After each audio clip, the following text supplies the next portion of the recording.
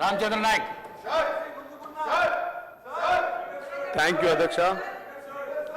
Speaker sir, శాసనసభలో చట్టసభలో అడుగు పెట్టాలి, మరి ప్రజా సమస్యల మీద గళం ఇప్పాలని చెప్పేసి ఎంతోమంది విద్యావంతులు మేధావులు గతంలో సమైక్య రాష్ట్రంలో కావచ్చు, ఇప్పుడు తెలంగాణ ప్రత్యేక రాష్ట్రంలో కావచ్చు, ఎంతోమంది మరి ప్రజల పక్షాన నిలబడాలని చెప్పేసి వారి సమయాల్ని జీవితాలను కూడా అంకితం చేసి చట్టసభలో వస్తారు అధ్యక్ష.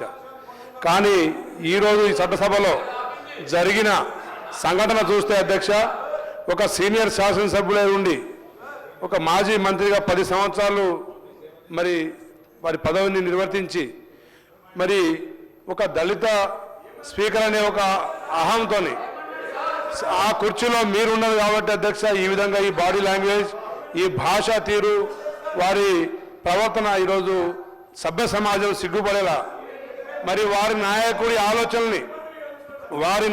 ఆలోచనల్ని కూడా మరి పరివర్తనం చేసేలాగా ఈరోజు మరి చట్టసభలో వారి భాష ఇది చాలా అవమానకరంగా మేము సభ్యులందరం భావిస్తున్నాం అధ్యక్ష.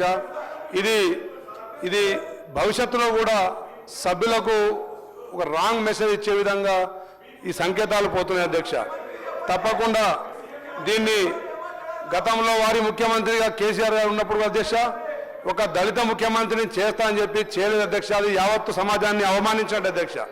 అదేవిధంగా దళిత ఉప ముఖ్యమంత్రిని కూడా రాత్రి బర్తరఫ్ చేసే అధ్యక్ష, ఆ జాతిని అవమానించిన అధ్యక్ష. బాబాసాహెబ్ అంబేద్కర్ ప్రపంచ మేధావి, రాజ్యాంగ నిర్మాత, మరి జయంతి ఉత్సవాలు కానీ మరి ఎప్పుడు నిర్వహించలేదు అధ్యక్ష. మరి ఇది వాళ్ళ నాయకుడు, ఇది వారి డిఎన్ఏలోనే దళితుల మీద వివక్ష, దళిత గిరిజనుల మీద వివక్ష ఉంది అధ్యక్ష. తప్పకుండా మీరు ప్రజలకు మనోధైర్యం కల్పించేలా, సభ్యులకు మనోధైర్యాన్ని కల్పించేలా, సభా మర్యాదలు కాపాడేలా చర్యలు తీసుకోవాలని చెప్పి మేము డిమాండ్ చేస్తున్నాం అధ్యక్ష. థ్యాంక్ యూ అధ్యక్ష. గౌరవ మంత్రి గారు సీతక్క గారు.